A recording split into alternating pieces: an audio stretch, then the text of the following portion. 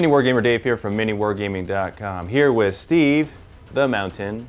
Welcome Wargamers to a special video series. In this video series, we're going to be introducing you to Khorne Daemonkin, building a Khorne Daemonkin Army.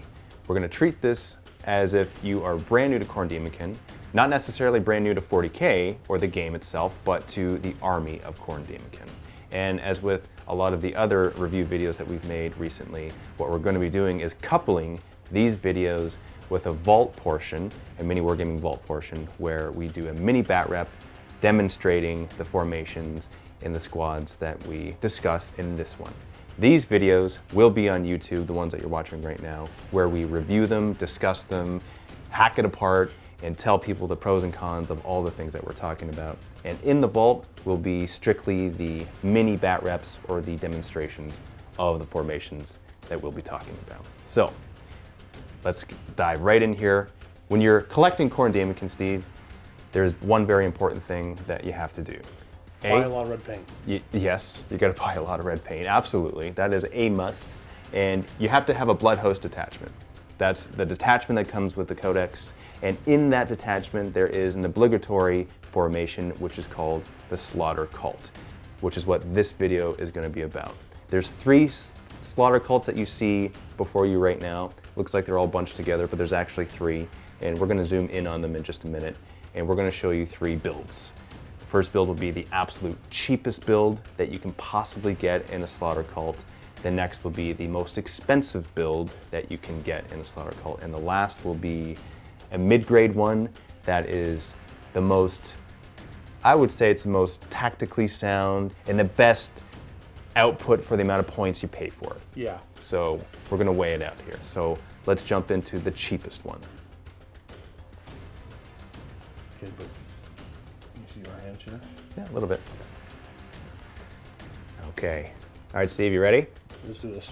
So for 465 points, this is the absolute cheapest build you can get. And what this gives you is the Herald. He's 55 points. No upgrades. No loci, no anything. Nothing. He's the cheapest HQ you can choose in this? Yeah, 55 points for him. And then you got 2 Bloodletters. You have the choice between Berserkers, Chaos Space Marines with Mark of Khorne, or Bloodletters. You choose Bloodletters. Absolute cheapest. You got 2 squads there. And then you have Possessed. You have to bring Possessed. They are the tax of the formation? They're the tax. Okay. Yeah, but ironically, they're actually not too bad. No, I'm aware, yeah. Yeah, they perform really well every time I bring them. And I will say this, and I know you've fought against Khorne Daemonkin a lot, and you know that the strategy with Khorne Daemonkin is min your units, throw them against the enemy, and get blood tithe points. Now, for those of you who don't know what blood tithe points are, we've made a separate video completely describing and demonstrating what the blood tithe table is and how it plays into the army. So if you have not seen that video and you want to know what that is in detail, click on the link below, watch that video first, and then come back to this video, because we're going to be talking about the blood tithe table and we're not going to be explaining in depth what it is. So Possessed you get, they are the tax, but in my opinion, they're worth it. They're a very expensive squad for a 5-man squad. Yeah. They're 30 points a model. They are expensive. That's the most expensive thing in this whole list, isn't it? In terms of what you get, yeah, they are. Because last but not least is your War Engine, which is your Hellbrute. And to complete the Slaughtercult formation, you have to have these units right here, the Herald, the Bloodletters, and the Possessed, and you have to have an auxiliary choice. And that is the War Engine, the Hellbrute right here. He's 100 points. He's the cheapest choice out of all of those in that list. Options. In that list, you got a Defiler, you have a Soul Grinder, you have Mauler Fiends, Forest Fiends. You have other options, but this is by far the cheapest in that one. Now, you have other auxiliary choices, other formations that you can bring as well, but this is, like I said, the cheapest. Plenty of other effective ones, but yeah, this is the goal here is the least amount of points for the full formation. Yeah, so, and if you want to do this, and knowing that your goal is to throw these guys at the enemy, and you don't really care if they die because you gain blood type points. Right. And at the beginning of your turn, you spend it on more models or more buffs to your models, so it's good. Very cheap.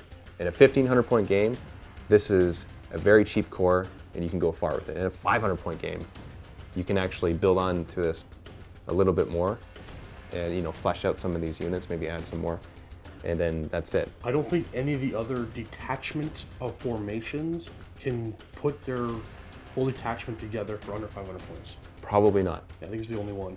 Yeah, because this is you're looking at a legal list right here. I wouldn't bring it. No, Just saying I that. agree. Yeah, I wouldn't bring it just because it's not enough. Yes, it is very cheap, and you could bring it, but I always like to bring other units in addition to this, and you'll see that in the upcoming lists that we've made. So let's jump to the most expensive list now.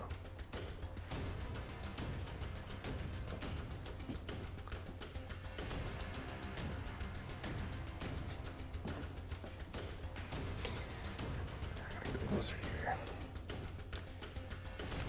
Can you? Yeah, I'm fine. In this list, we have as the HQ choice, the Bloodthirster of Unfettered Fury. He's good. He's the HQ. He's the HQ. Okay. Yeah, so if you want to be Bloodthirster heavy, this one is a scary list. In the back here, you don't actually see him, but he is the Lord of Slaughter. Let's slide over this way. There we go. For a second. There we go. Yeah, that's the Bloodthirster of of Insensate Rage. He's got his colossal weapon, his Great Axe of Khorne, which is D strength, but it's initiative 1. He's 275 points. Very expensive. Awesome against vehicles. With D strength combat weapon for not using a super heavy or Lord of War choice, that's awesome. That's right. Yeah, you can bring him in as a regular list, not have to use that choice, and he demolishes things. Although, he's only 5 wounds. Only 5 wounds, eh? Well, he has really high weapon skill. Yeah, 10. So a lot of things are hitting him on 5s. Yes. If they get in combat with A lot of things are, yeah. And then, again, as usual, they're going to shoot him down. They will. Jink. He can jink. Jinx all the way into combat. He can jink. And I will say this.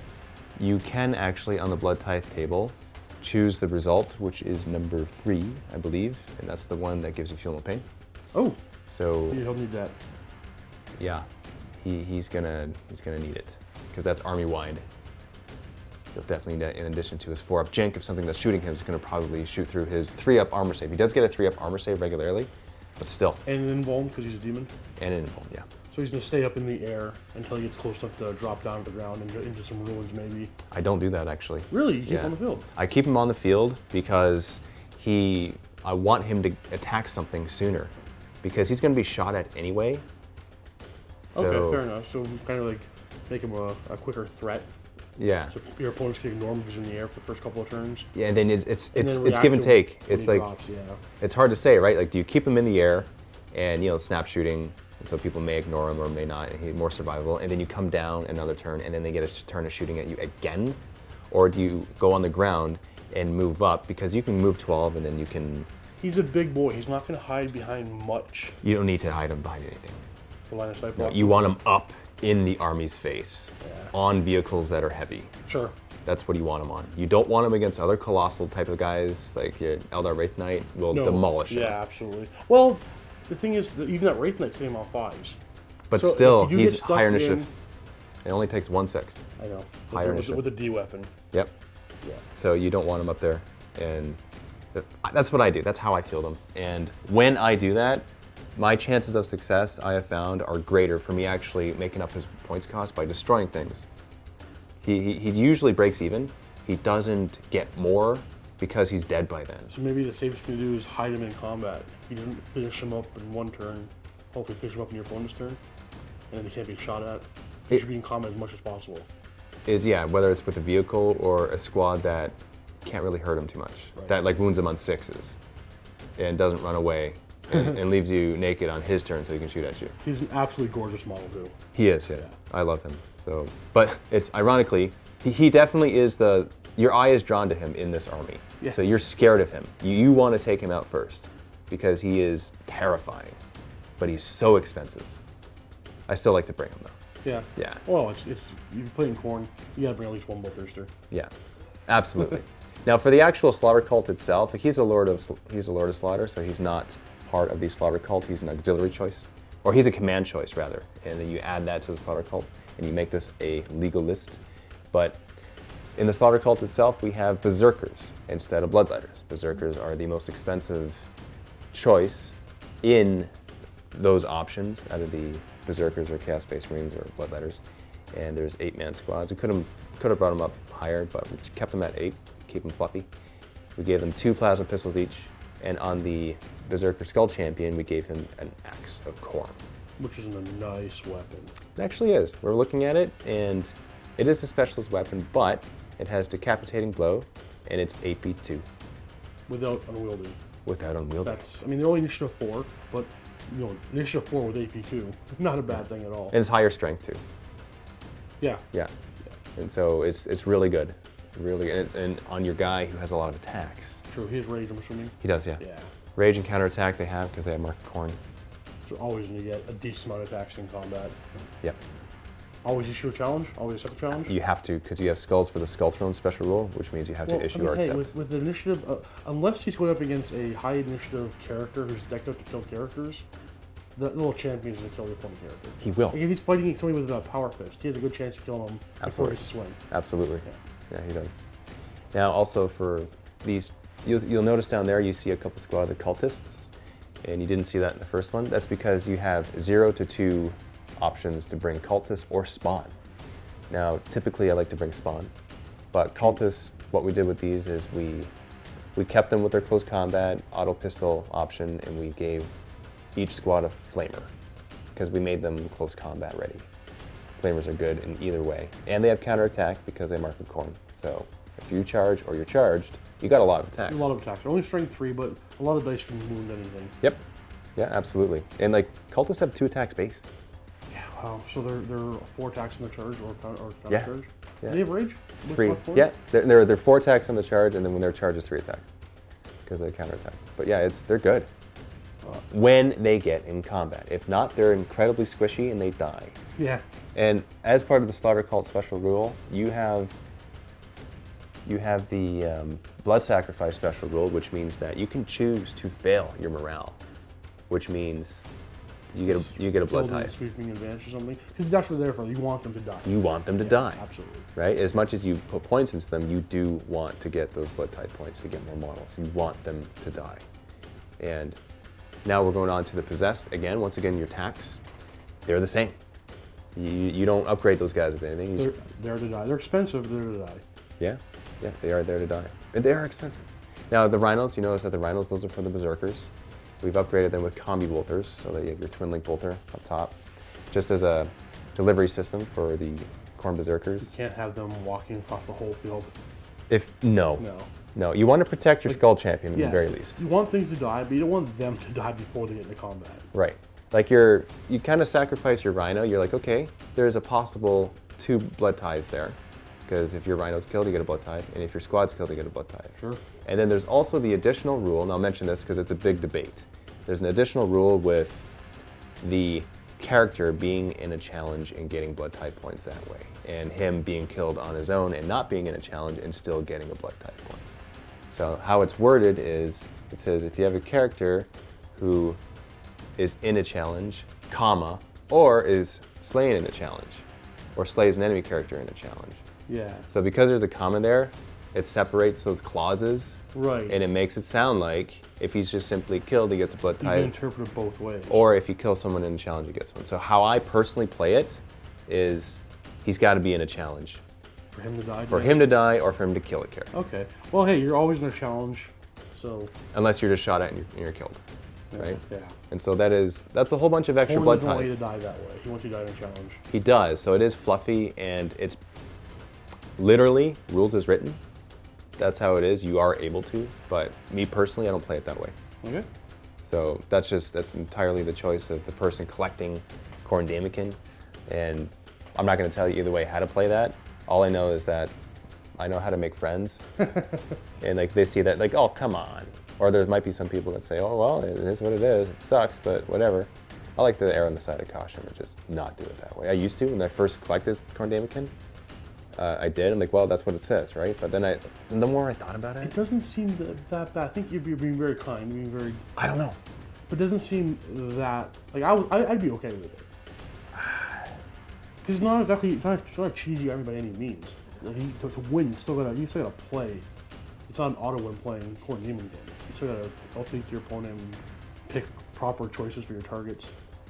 Yeah. Or your stuff die in the right order. And ironically, here's the thing. I haven't found it's made that much of a difference, to be honest. Really? Yeah. Okay, so if it's not that big of a difference, then...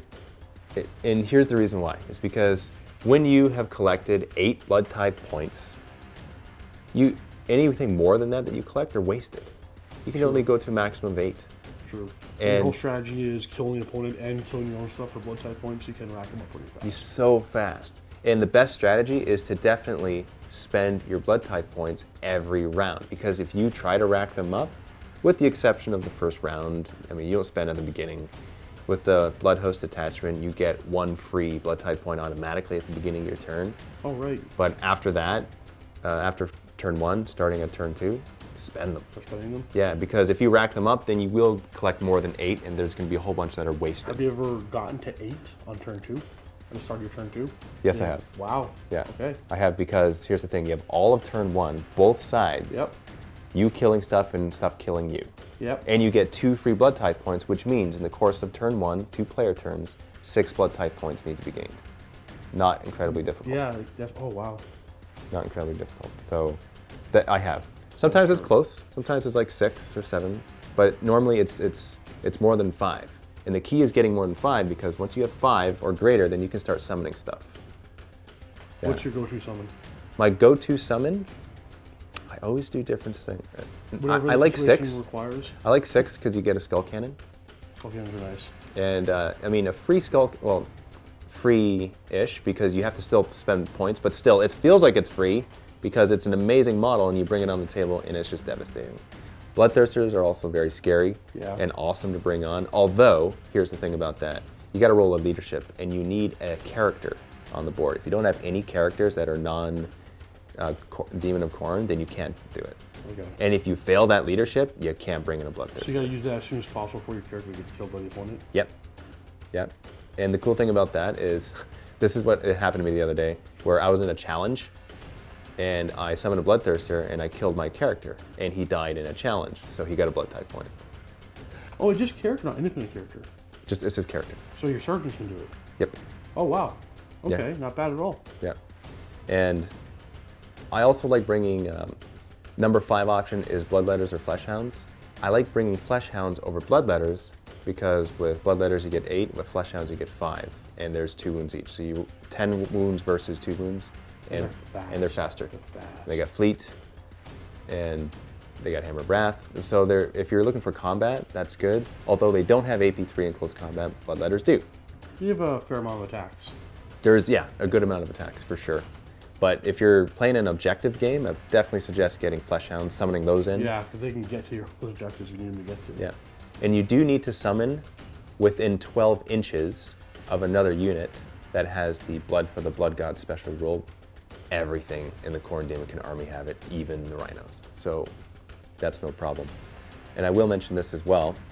When you're summoning, that's treated the exact same as deep striking. So when you come on, you have to roll for scatter, and you can mishap. Which doesn't happen too often, but it can throw you off. It can throw you off, yeah. And if you summon a Bloodthirster, the rule is they come in and they are zooming, or they're swooping. So they're up in the air. They're up in the air. Oh, okay. And you have to wait until your next turn after that to actually drop them. And they're charging the turn after that. So you have to summon them early or forget it. Yeah, you got to summon them early or don't do it. Yeah. Or unless you don't care about charging them in and you're close to the end of the game. Get into an objective farther away. Yeah. That could work. Yeah, because a Bloodthirster of Unfettered Fury has a Lash of Khorne, which is Strength 6 AP2. Decent weapon, yeah. So it's not bad. I mean, if you want to go behind a vehicle, let's say you go behind a Vindicator, right? Hit that rear armor. Yeah. It's on a 4. Yeah. So not bad.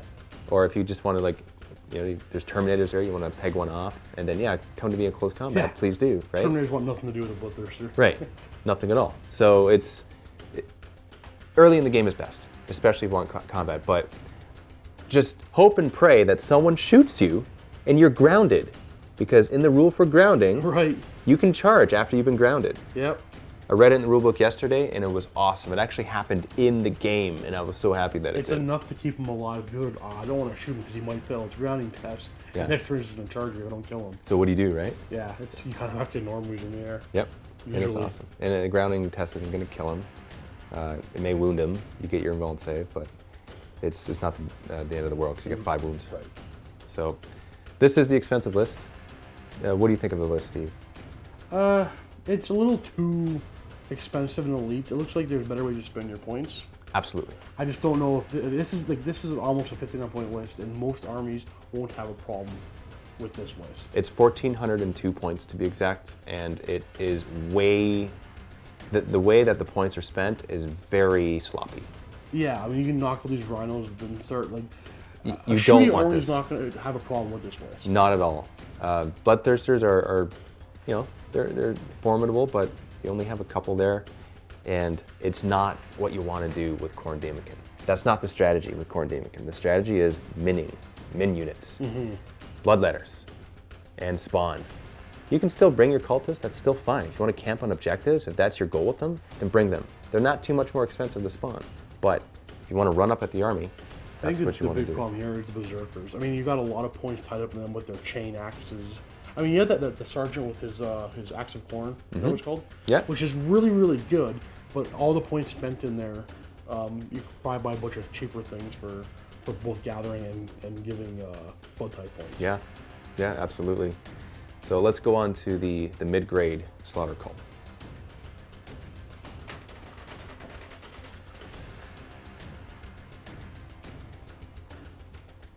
Where's the sheet?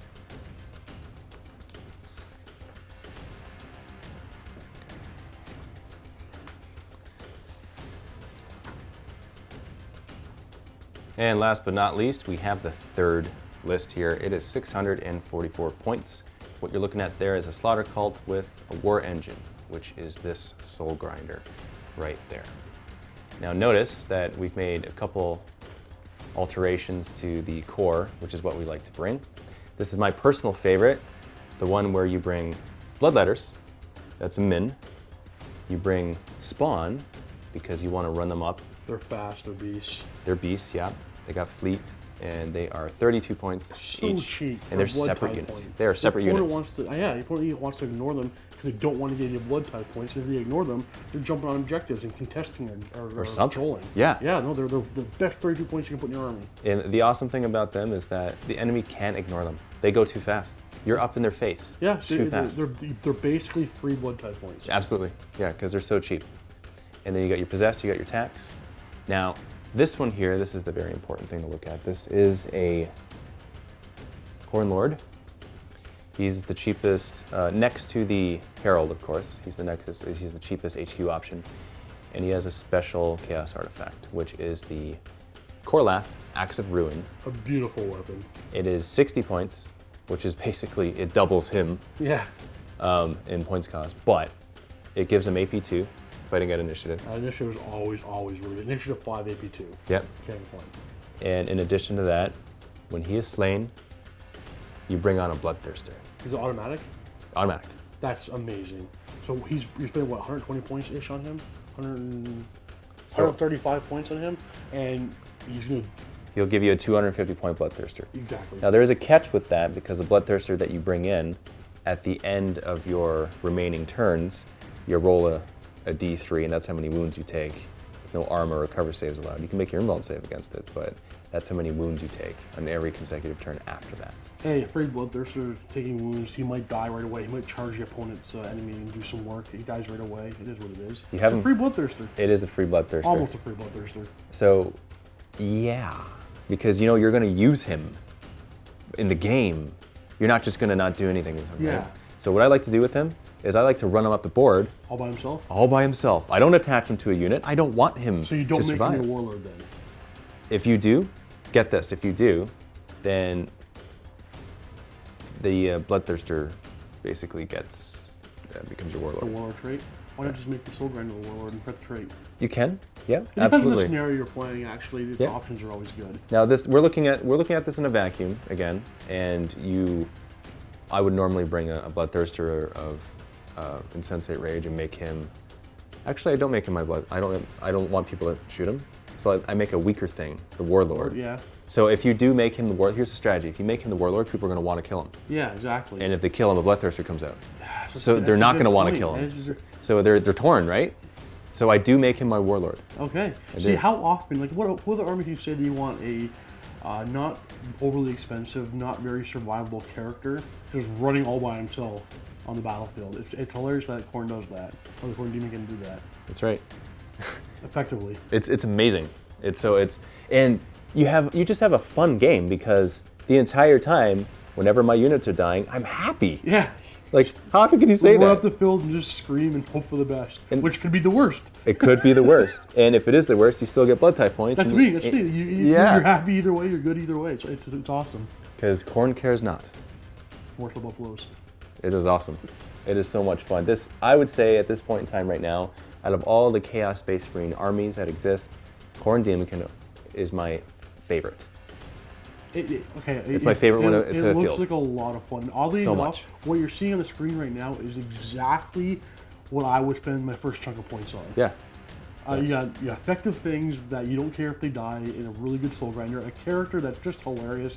It's just psychological attacks on your opponent. Do I kill him? Do I not kill him? Yeah.